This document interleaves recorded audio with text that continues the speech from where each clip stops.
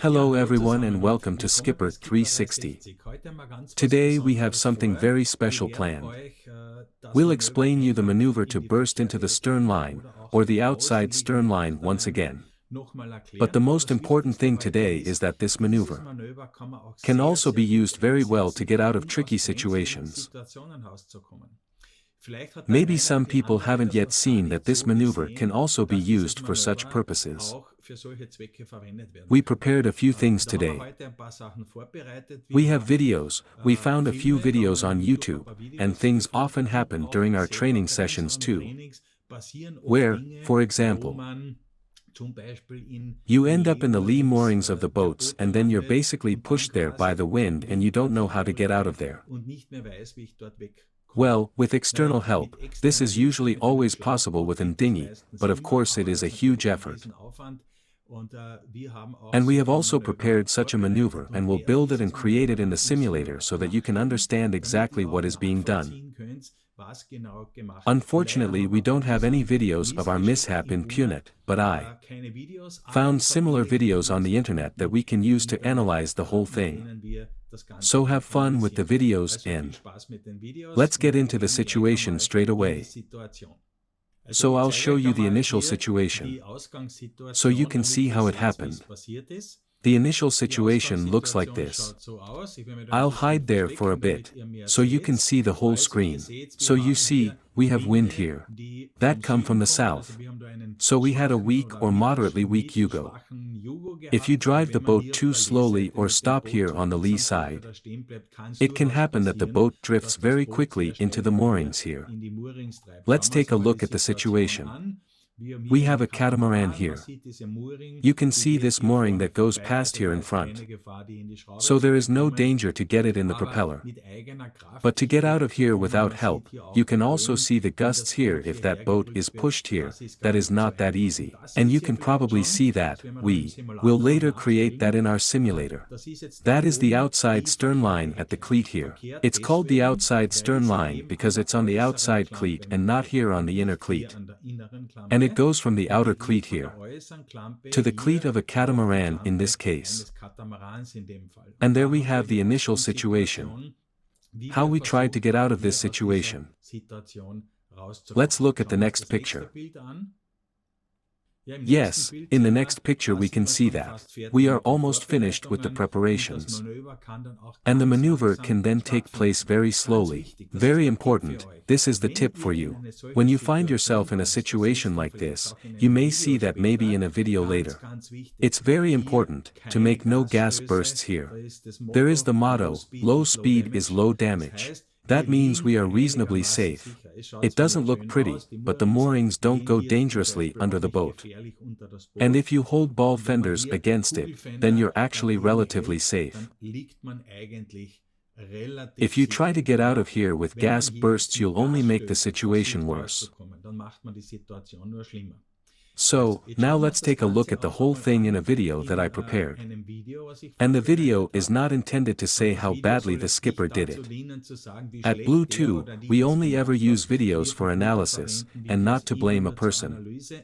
Because, you shouldn't forget, it can happen very, very quickly that you yourself, even if you are experienced, suddenly find yourself in such a situation. Now let's take a look at this video. And in this video I basically see that there is wind here. I estimate around 10 to 15 knots, here two direction, so a similar situation.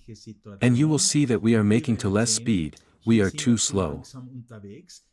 If you go that slow, the boat has a lot of drift from the wind and the boat has little keel resistance. The lateral plan, I'll show that in a later video. When I'm going a bit faster with the boat, I also have a very stable keel resistance, which of course counteracts this drift. Then let's see, it happens very quickly. The boat is being stopped and you can already see how quickly the wind intervenes here and the boat starts its way to leeward. Yes, so you see, the bow comes first, because the wind naturally attacked here. And then you are quickly in a situation where you might come to lee. Now I'll play forward a little bit. Yes, the skipper just corrected that.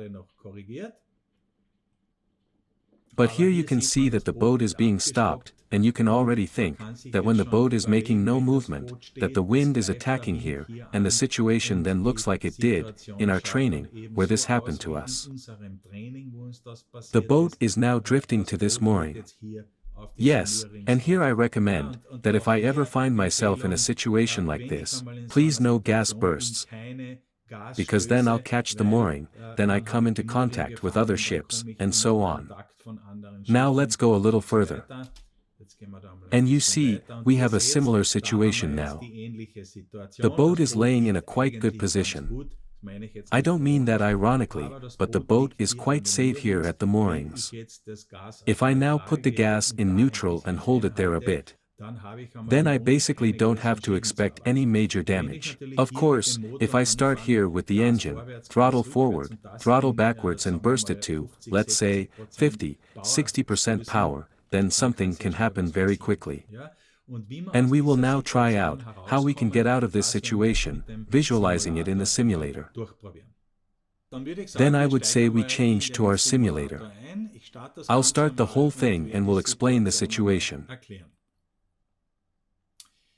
So, as you can see, I've set it up like this, that we also have the boats with the moorings here. The situation is similar to our mishap. That means we're lying downwind here, moorings on it. We have wind from the side here, say, 8 to 10 knots. And now you already see the idea behind the whole thing. That means we have a line here. That's actually the outside stern line. And this outside stern line is now fastened to the outside cleat on the ship. But you could also pass this through the mooring line, through the thick mooring line at the bottom and back again. Maybe it would have the advantage that you don't have to climb onto the neighboring ship and ask if you can use the cleat. That's always a bit tricky. And here you could just go under the thick mooring, pass the line and then do the maneuver very gently. The reason why I moved the line out a bit here is as follows. If this line were to go here, for example, then the boat would of course come further to leeward at the beginning until the effect of the outside stern line starts. But you can try it out here in the simulator. If you also have a ball fender here and maybe not someone else's mooring, then you can certainly use the cleat, as we did in our case. And now let's take a look at the whole thing. Of course, in the simulator you can't see that people might have been set up there, crew members, who would also look here with ball fenders, to make sure nothing is happening. And now you probably already know, the idea is now, that we steer a bit to starboard, and from the prop wash effect we know, that the stern is being pushed to port out here. That's exactly what we want. This means that the boat would move away from the moorings. And let's look at that again.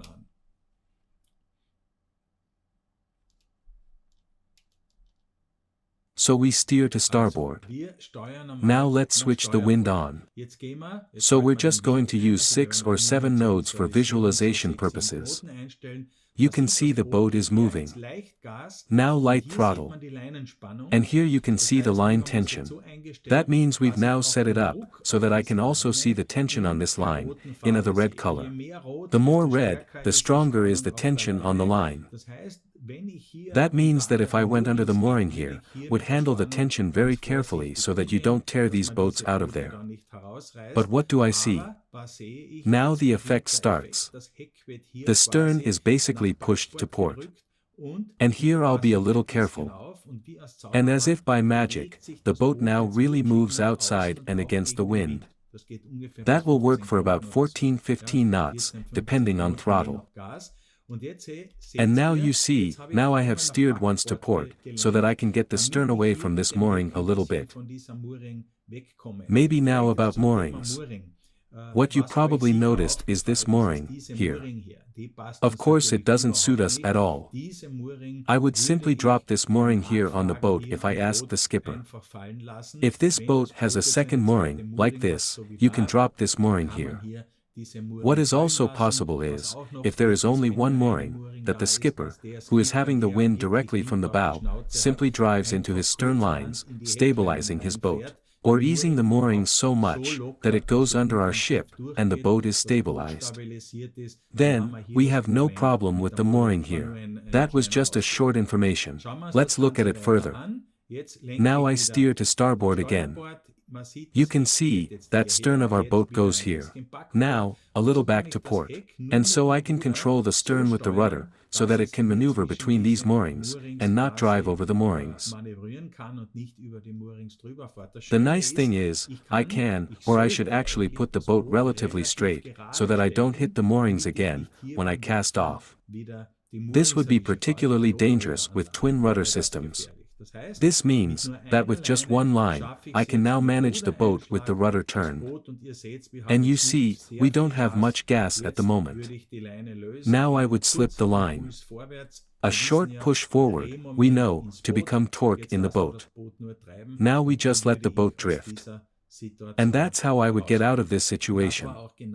That was exactly the rescue operation we did during our maneuver in Punat. Because of all the excitement, we unfortunately don't have many photos or videos from this happening. Maybe we'll deliver some in the future if that is happening again. So let's take a look at the whole thing again with using the cleat. I changed things around a bit.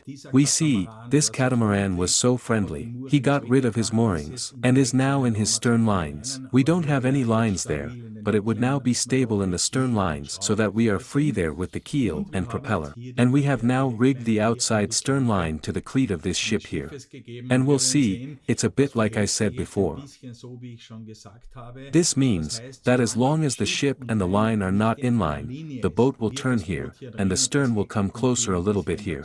But you can also do that using fenders very well. I steer towards starboard and speed up a bit. This means, creating line tension very slowly. There is also the red color, showing the tension. You see, there is little tension there.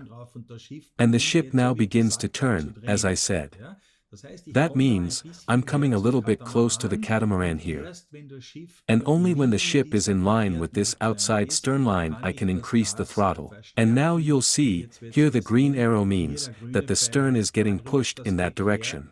Now I have the outside stern line and the ship in one direction. And now the ship is moving away from that catamaran. That was the reason why I went a little forward with this line here before. I did it, to make the approach to the cat a little smaller. And now we're going to use a little less gas here again. Now I see here, for example, the stern goes away from the mooring here. Now I can take change throttle to neutral. Turn just to starboard. Slipping the line. Now I give and push, approximate. 2 seconds and then to neutral. And the boat then basically turns into the fairway. So, the second tip we have for you with the outside stern line is perhaps even more important, because you can get out of a box quite well, with the outside stern line, especially in strong crosswinds. If the normal procedure is rudder windward and throttle no longer works. We'll take a look at it in our simulator, and then I'll also have a live video about it. First open the simulator and now let's take a look at the situation. We are in the box and now let's say wind approximate 26 knots. That's pretty much. And what I see immediately at 26 knots when I accelerate and steer to windward. The way you are used to, or the way you have learned. You can see it here too, the red color on the line. The more red, the more tension, the more pressure I have in the line. And if I go to level here, for example 3 on the throttle, then I see two things. First, the stern is pushed here, which comes dangerously close to pontoon. Secondly, at 26 knots, with the power of the engine, we can't get the boat any further into the air with this force. And you can see that a lot of energy goes into this windward line.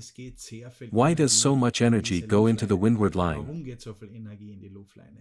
You can see that the stern is pushed to starboard, here by the prop wash effect.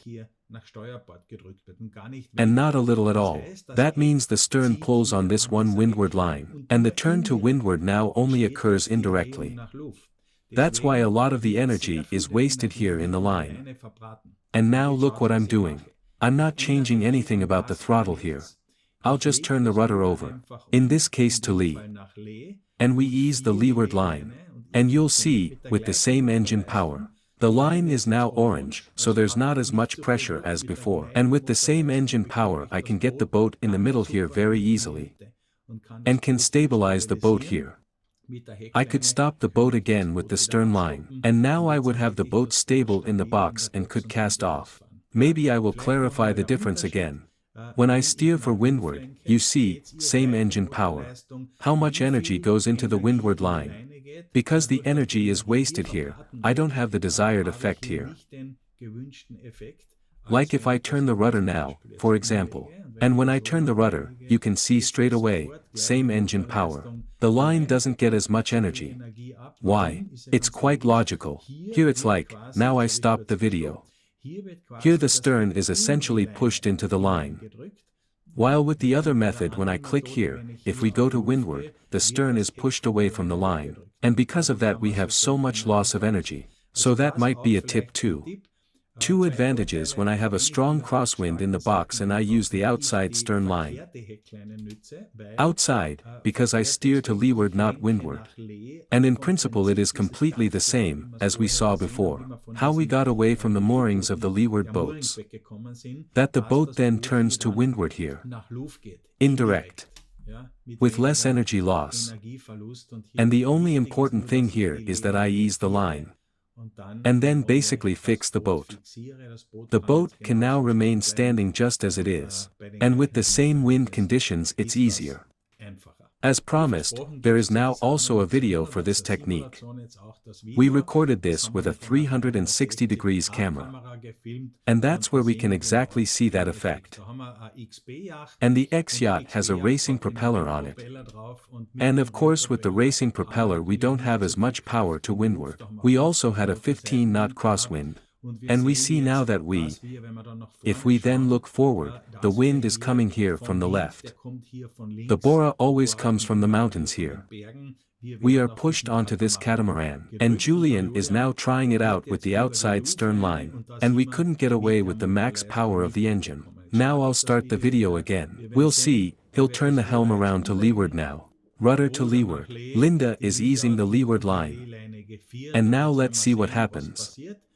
The bow is coming to the catamaran a bit at the front. But we see very quickly with the same engine power how we are now setting apart from the cat. And also get into the middle of the box. To then cast off. We see that we are keeping up with the rudder leeward. The leeward line will be eased. And now we handle the mooring. Because the boat is perfect stabilized in the middle. And now you can see how this affects.